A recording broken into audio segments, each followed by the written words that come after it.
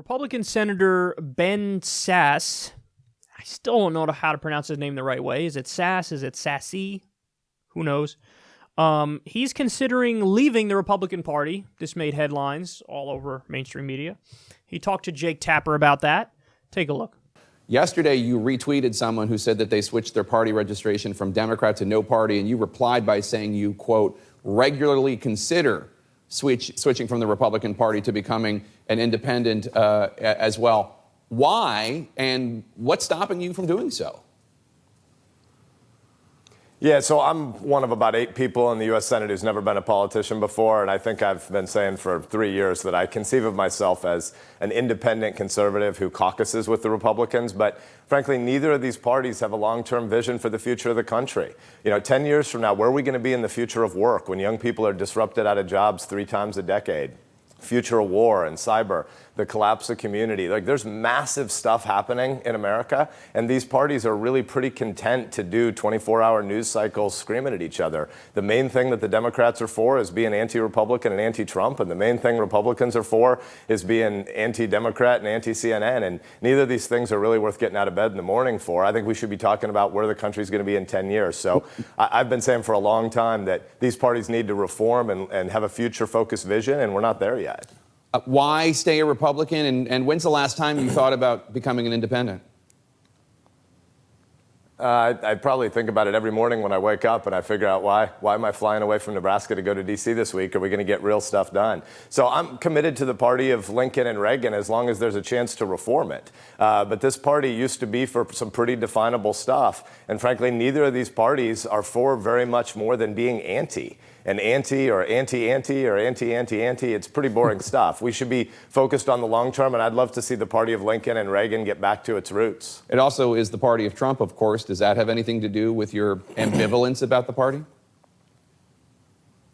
The president has done some good things. This week, we got to do the Supreme Court confirmation hearings for Brett Kavanaugh. I sit on the Judiciary Committee, and Brett Kavanaugh is a really strong nominee. He's the kind of person, that Republican presidents would have nominated for decades, and so I applaud the president for that pick. But I think it's pretty obvious when you are engaging the White House, as I do many, many times a week, that there's just a lot of chaos and a lot of reality TV circus, and that's a little bit different than a long-term view. I think yesterday I'm vending in the Nebraska football stadium during the game, when Nebraskans talk to me about politics, which is a distant second to talking about football, what they want is a Washington that does a small number of things with a lot of urgency and not a lot of drama. And right now we do a whole bunch of things in a frenzied circus, and we should do better than that.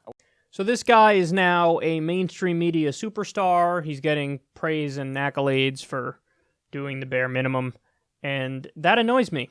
And, Jake Tapper is another one who's insufferable because he loves the establishment. He is the establishment, as evidenced by his bullshit non-fact check on Medicare for All. But you can see everything about Tapper right there. He's just fishing for anti-Trump stuff. Isn't Trump bad? Don't you not like Trump? I mean, the Republicans are the party of Trump. Are you trying to leave the Republican Party, or is it because of Trump? So it's just, he's fishing for what he wants to hear. And again, the thing that annoys me about segments like this and about people like this is he basically admits it. I like Trump on policy stuff, but the way he acts is the problem, and I just wish it wasn't such a circus. So in other words, go back to being polite and go back to being civil, and then as you're polite and civil, you can bomb innocent people overseas and destroy the economy and serve Wall Street and do your donors' bidding. That's nothing to cheer. That's not impressive. And you heard him praise Kavanaugh there. Wrong. That means, look, on policy, I don't know. Here, I'll look it up for you as we speak right now. I guarantee you it's over 80%. Ben Sasse, 538 Trump. I'll tell you right now. Tracking Congress in the age of Trump. Like I said, 86.7. He votes with Trump 87% of the time, and he's like, I